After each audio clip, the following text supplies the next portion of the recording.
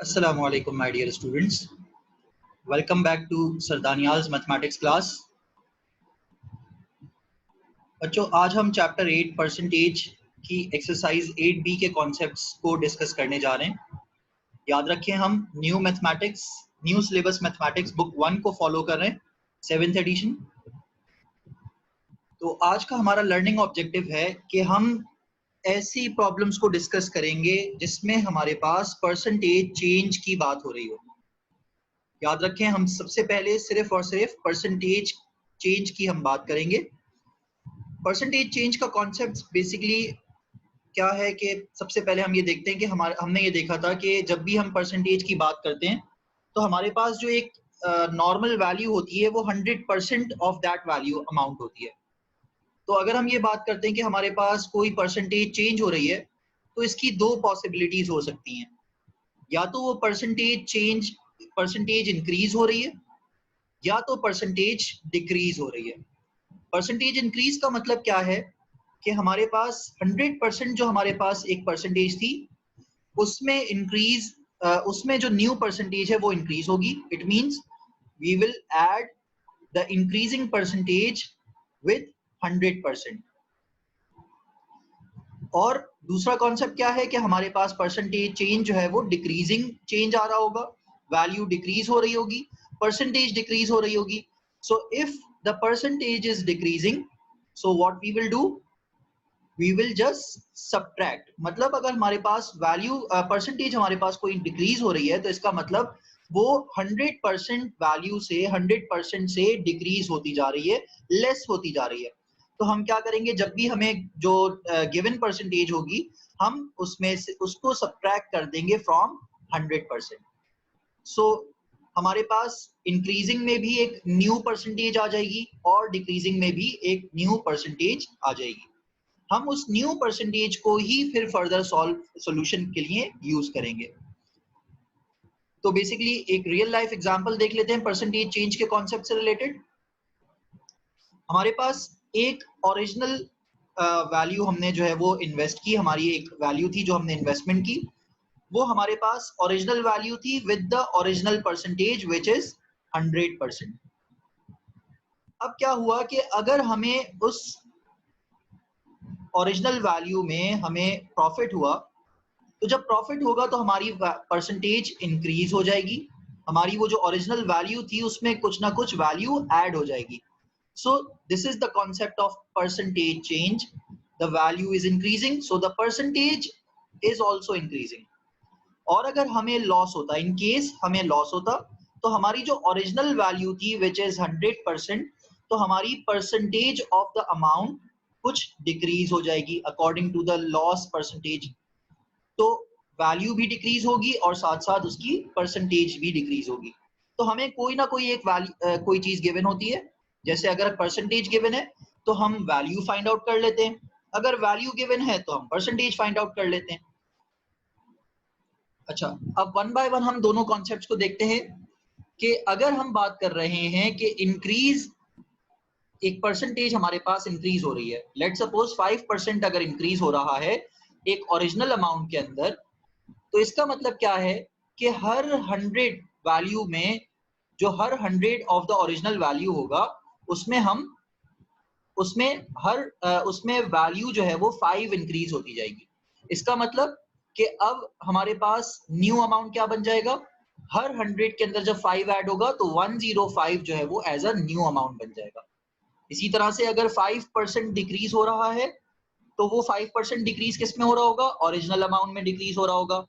तो इसका मतलब क्या है कि ओरिजिनल अमाउंट में से अगर हम हर 100 को देखें, हर 100 पार्ट को देखें, तो हर 100 पार्ट में 5 वैल्यू डिक्रीज हो रही होगी। तो इसका मतलब आउट ऑफ 100 पार्ट हमारे पास जो न्यू वैल्यू बनेगी वो 95 बन जाएगी। अगर हम परसेंटेज के सेंस में बात करेंगे तो परसेंटेज के सेंस में हमारे पास 105 परसेंटेज बन जाएगी in the case of increase, और डिक्रीज के कॉन्सेप्ट में हमारे पास 95 परसेंटेज बन जाएगी in the case of decrease. तो जो ये सारी बातें हमने की, इससे एक रिलेटेड फॉर्मूला है हमारे पास which is if we want the new value, so we required a final percentage multiply by the original value. इसको हम कुछ एग्जांपल से देखते हैं। Question number 1 of exercise 8B which is on page number 199। सबसे पहला पार्ट है हमारे पास इंक्रीज 60 बाय 35%। अब हम ये देख सकते हैं कि यहाँ पर एक गिवन वैल्यू है विच इज 60 और एक गिवन परसेंटेज है विच इज 35%। तो ये 35% जो है वो इंक्रीज हो रहा है। इसका मतलब कि अब जब इंक्रीज परसेंटेज हो रही है तो हमने क्या करना है, 100% के साथ उस गिवन परसेंटेज को ऐड करेंगे तो ये फाइनल परसेंटेज हमारे पास आ जाएगी। अब हम देखते हैं कि हमारे पास फॉर्मूला क्या था। हमें क्या फाइंड आउट करना है, हमें new required value find out करनी है कि अगर हम 60 में 35% वैल्यू इंक्रीज कर दें तो क्या वैल्यू हमारे पास न्यू वैल्यू आएगी। तो final percentage is 135%, original value is 60. So we will put the value in the formula, 135% multiplied by 60. 135% means 135 divided by 100 multiplied by 60. इसको जब solve करेंगे, so according to BODMAS rule, 135 divided by 100 will give you the answer of 1.35 multiplied by 60 और final answer हमारे पास आ जाएगा 81. So the new required value is now 81, which is increased by 35% from the value of 60. तो ये एक part था। Second part बिल्कुल same है कि हमारे पास एक वैल्यू है 28 जो कि इंक्रीज हो रही है bye 125%. So the final percentage will be, after increasing the percentage with 100%, so it will become 225%. So now we have to use this percentage as in final percentage. So the new required value will become 225% multiplied by 28. अब इसको solve कैसे करेंगे? 225% will become 225 divided by 100 multiplied by 28. According to BODMAS rule हम पहले divide कर लेंगे तो ये बन जाएगा 2.25 multiplied by 28. 2.25 कैसे बना? ये जब divide by 100 हो रहा है तो डेसिमल आपके पास 2 डिजिट्स राइट साइड पर शिफ्ट होता है, लेफ्ट साइड पर सॉरी। तो ये आपके पास डेसिमल जब शिफ्ट हुआ तो ये बन गया 2.25 multiply by 28. Answer, the final answer is 63. Now the new required value after increasing 125% of the given value which was 28 is 63. This is the new required value. अब देखें यहाँ पर वैल्यू हमारे पास इंक्रीज हुई है। पहले वैल्यू थी, प्रीवियस वैल्यू थी 28, जब हमने उसमें 125% इंक्रीज किया तो न्यू वैल्यू हमारे पास ऐड होकर 63 आ गई। इसी तरह से डिक्रीजिंग का कॉन्सेप्ट देख लेते हैं। पार्ट सी डिक्रीजिंग के कॉन्सेप्ट से रिलेटेड है।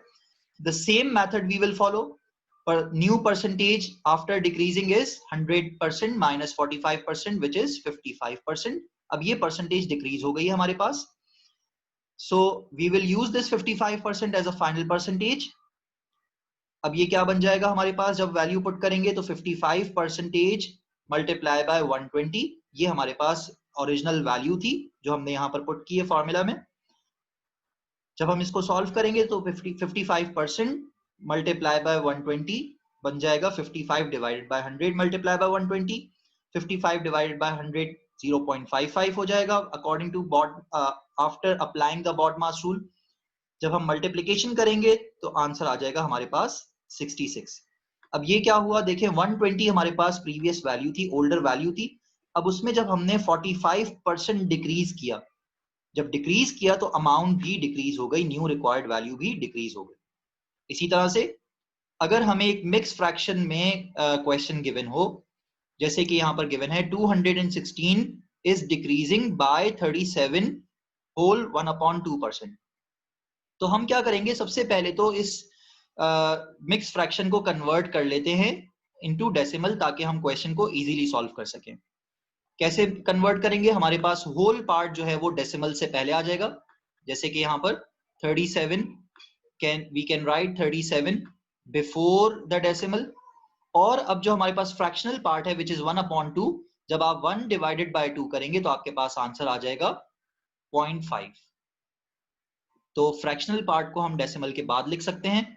सो this can be written as 37.5%।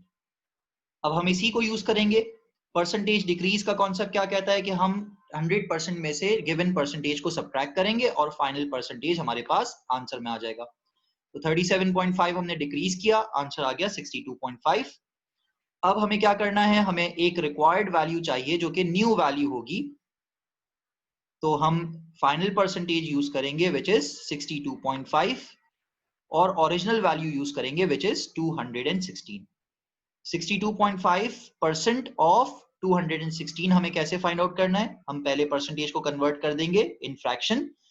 जब फ्रैक्शन में कन्वर्ट करेंगे तो हम इसको फिर डिवाइड कर सकते हैं with the help of BODMAS rule. हम पहले डिवीजन अप्लाई करेंगे विच इज 0.625 मल्टीप्लाई बाय 216। अब अगर आप इसको मल्टीप्लाई करेंगे तो आपको आंसर आपके पास आंसर आ जाएगा 135। अब आप देख सकते हैं कि 216 आपके पास एक प्रीवियस वैल्यू थी, गिवन वैल्यू थी। जब आपने उसमें 37.5% डिक्रीज किया तो अमाउंट भी ऑटोमेटिकली डिक्रीज हो गई और न्यू रिक्वायर्ड वैल्यू आपके पास आफ्टर डिक्रीजिंग 135 आ गई। आई होप कि आपको ये वीडियो पसंद आई होगी। अगर आपको ये वीडियो पसंद आई है तो YouTube पर लाइक कर लें और चैनल को सब्सक्राइब भी करें और Facebook पेज को फॉलो करें। Thank you so much. Allah.